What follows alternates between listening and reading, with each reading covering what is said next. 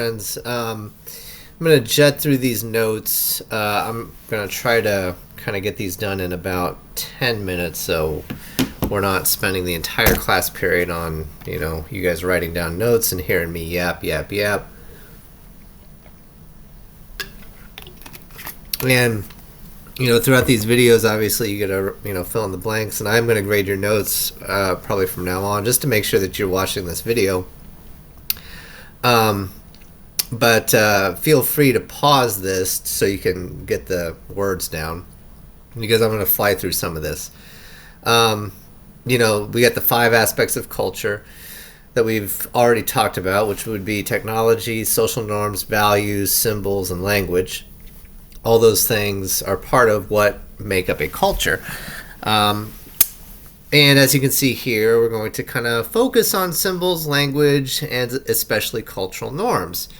And like I said, I'm not going to spend too much time. This is the textbook definition of culture that we already know, that I've kind of showed you many different times. I've shown you this map many different times. But the knowledge, language, values, customs, and physical objects that are passed down from generation to generation among members of a group, among society. That would be culture. Basically, our way of life, or a group's way of life, would be a culture. If you looking at symbols, and like I said, feel free to pause this to get the words down and then restart it or whatnot, but I'm just going to keep it moving. We've talked a lot about symbols. We make sense of the world by using symbols, and symbols kind of reflect our values. For example, I've used the example of applause in the United States. In the U.S., applause is a symbolic gesture that means that, the crowd approves of what you're doing. In some places, it means something completely different. In some cultures, the thumbs up sign is a sign of respect and, hey, good job, nice going. In other cultures, it's similar actually to the middle finger, believe it or not. So it all kind of depends on the culture about what certain symbols mean. And even within a culture, different symbols can mean different things. Such as, I'm going to show this in class, but looking at the Confederate flag, this is a symbol that has divided Americans over the course of history. And a lot of people see this flag as a symbol of racism and slavery, which that would be my opinion. Other people will say that this is a flag that represents the southern region of the United States. I don't particularly buy that, but I'm going to show you this video clip that kind of really drives that point home and how divisive this is. Moving on to language. Language, we've got this theory in sociology called the Sapir-Whorf hypothesis. The Sapir-Whorf hypothesis, I know that's a mouthful, but you're going to have to know this. Basically, it means that you can tell a lot about a culture and what a culture values if you look at their language. So, if you're an alien, if an alien from outer space came down and they observed American culture, they might come to the conclusion that Americans value time, because we have a zillion different words for time, such as, and I've listed these right here: nanosecond, split second, moment, minute, hour, era, decade, millennium, century, light year, morning, noon, night, evening, mid-morning, day. You could say tardy, on time. All this stuff has to do with time. So once again, an alien coming down from outer space could come to the conclusion that Americans value time, and that is the Sapir-Whorf hypothesis. Language equals culture, essentially, in a nutshell. Same thing for this group, the Sami language. In Northern Europe. These are indigenous people of Northern Europe and Scandinavia, the current countries of Norway, Sweden, Finland, and Denmark. They have 300 words for snow. The Sapir-Whorf hypothesis would say that you can tell that the Sami peoples, they value snow, or snow is a big part of their culture because that's reflected in their language. Once again, that is the Sapir-Whorf hypothesis. Language reflects culture. Okay. Moving on. I'm 5 minutes in. I'm halfway done. Hopefully. I might go a little bit past, but we'll see. Norms are especially fascinating to me. Norms are rules that define behavior. Some of the norms, basically, like I said before, norms are expected patterns of behavior. Okay, this is the way a culture expects you to behave. And cultural norms vary based on different cultures, different regions of the world, also based on different time periods. What was acceptable behavior back in the 1950s and the 1960s, some of those things are unacceptable in 2024. So they completely vary. It says, and we're going to look at this, there are different levels of cultural norms. If you break some cultural norms, it's not as serious. The consequences are not as severe. And once again, there are different categories of consequences too. But if you break some cultural norms, not very severe. If you break others, they're extremely severe, and you would be met with a very, very serious consequence, a very, very serious sanction. But let's start with the folkways. The folkways is a cultural norm that if you break it, it's not that big of a deal. Okay, so once again, the consequences, if you break a folkway, are not that severe. So let's say somebody gets right up in your personal space. That would be violating a folkway. We have this expectation in American society that, give me a couple of feet of personal space. Okay, if you violate my personal space, I'm going to get really uncomfortable. Why? Because that's part of our culture. Okay, that's part of, that's an American folkway, or a Western folkway, I guess. I've got other examples here. Like I'll give one more example, and that is like picking your nose in public. All right, you're not going to get arrested for picking your nose in public, but you might get some looks of disgust. That makes sense. So I've got examples here: keeping quiet in a quiet place, wearing matching socks, wearing matching clothes, wearing black to a funeral, etc. You can kind of read through these. Tattoos, not really pretty acceptable in this day and age. But this guy, for example, this guy's got a bunch of face tattoos. If he were walking down the street, it's a little bit abnormal. He might receive some different looks. I don't know. People might turn some heads, as they say. So that's a folkway. But this dude, he's not going to get arrested. It's no big deal. But like I said, it might get a reaction one way or the other. Moray is another category of a cultural norm. Mores are more significant to the well-being of society, and they're pretty serious if you break a moray. So if you walk out of your house naked, that is a violation of a moray. You're probably going to get arrested.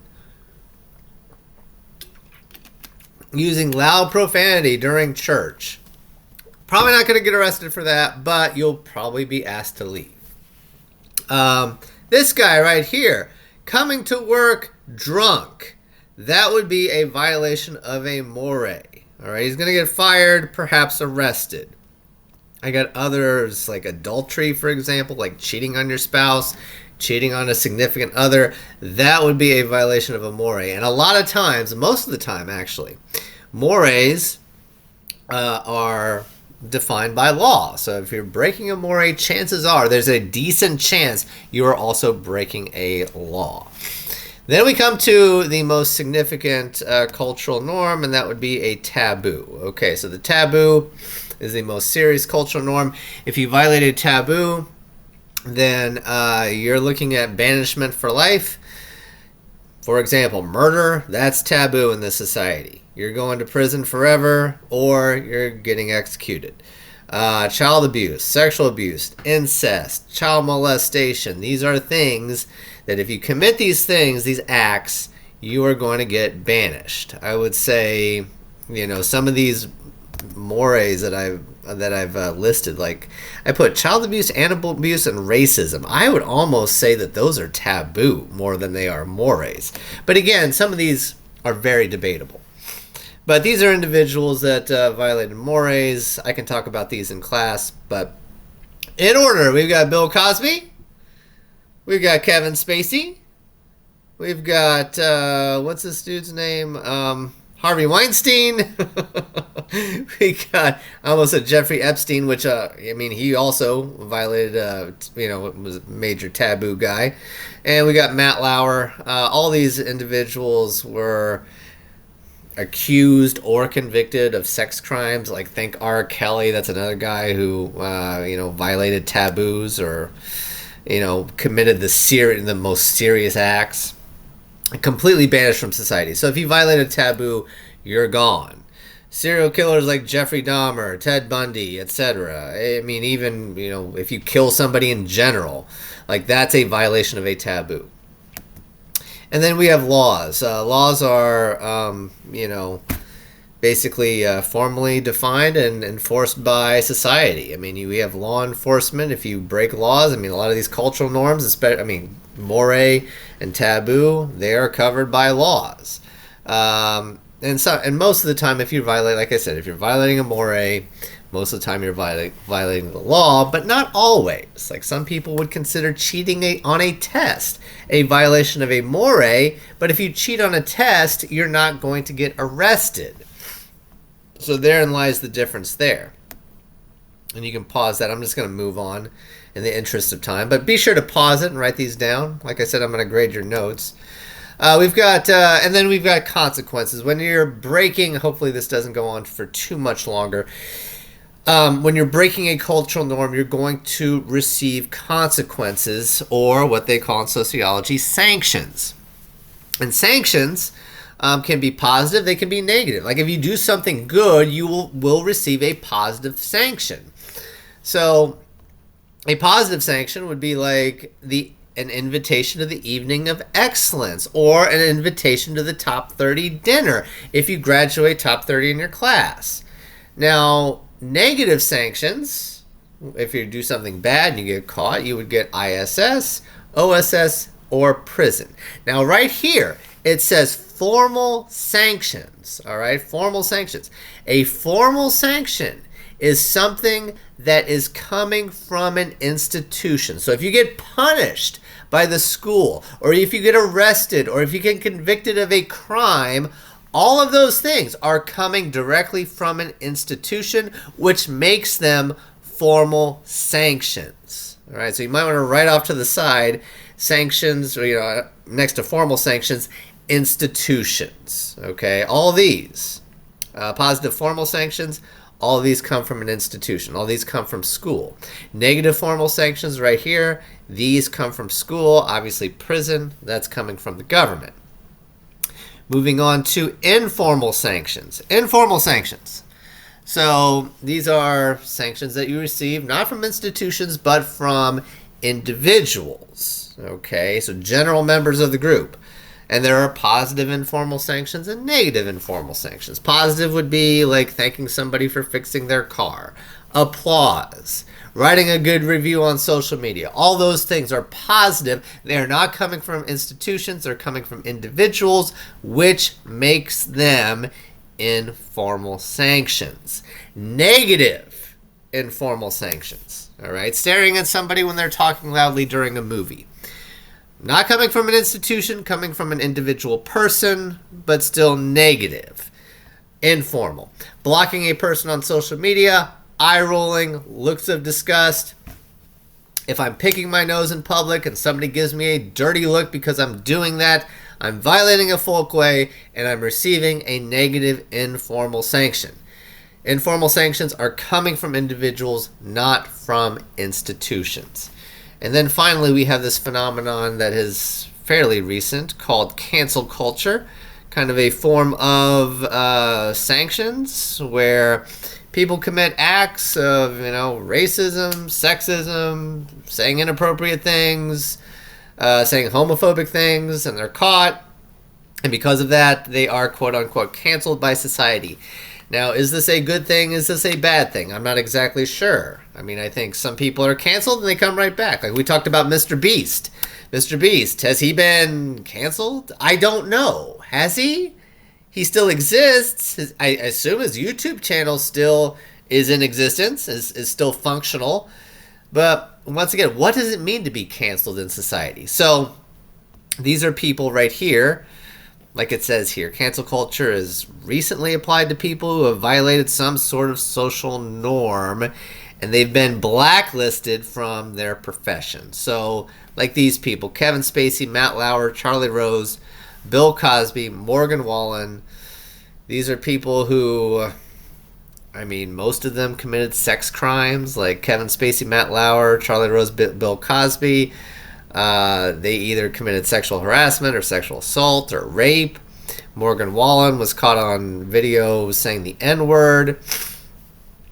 Some of these people have been canceled. And like I said, I don't exactly know anymore what it means to be canceled. We can kind of talk about that. But anyway, this is, cancel culture. This would be organizations, companies, and society making cultural judgments on what is acceptable and what is not acceptable. So there was this woman, I remember a few years ago, she was in Central Park in New York, and she encountered a black man, and this dude was just like bird watching or whatever, and she got all freaked out and started saying racist things towards him and threatened to call the cops on him because who knows why, but we all know why, because he was black and she was a racist. He recorded the whole incident, he posted it to social media, and she lost her job as a result. So, I mean, that's kind of what cancel culture is. But anyway, answer the questions, do the next assignment. I'll tell you what to do next. That's all I got right now. Hopefully that wasn't too long. And I hope everybody has a good day.